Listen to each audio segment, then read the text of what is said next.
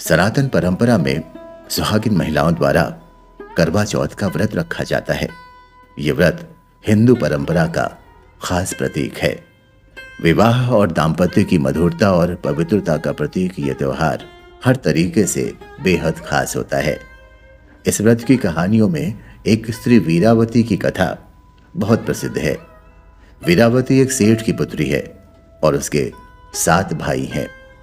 करवा चौथ के व्रत के दिन वो भूल से बिना चांद देखे भोजन कर लेती है। इससे उसके पति की मृत्यु हो जाती है। बाद में वो पश्चाताप और अनुष्ठान करती है, जिससे उसका पति जीवित हो जाता है। करवा चौथ के तौर पर लगभग सभी ने यही कथा सुनी है। असल में ये सिर्फ व्रत का लाभ बताने वाली कथा है। कार्तिक की चतुर्थी का नाम करवा चौथ कैसे पड़ा, इसकी कहानी कुछ और ही है। असल में ये करवा नाम की एक दूसरी स्त्री की कहानी है, जिसने सावित्री की ही तरह अपने पति के प्राण यमराज से बचा लिए थे।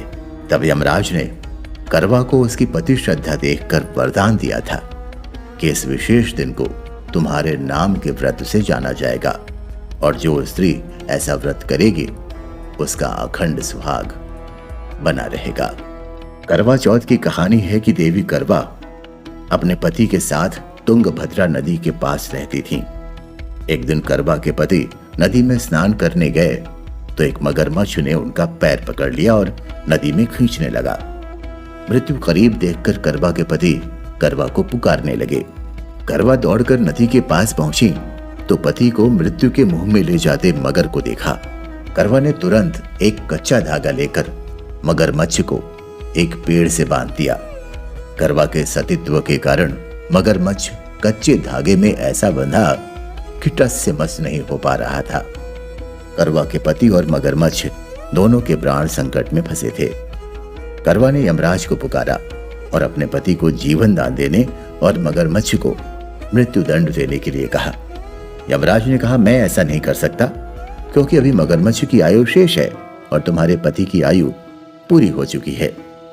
क्रोधित होकर करवा ने यमराज से कहा कि अगर आपने ऐसा नहीं किया तो मैं आपको शाप दे दूंगी।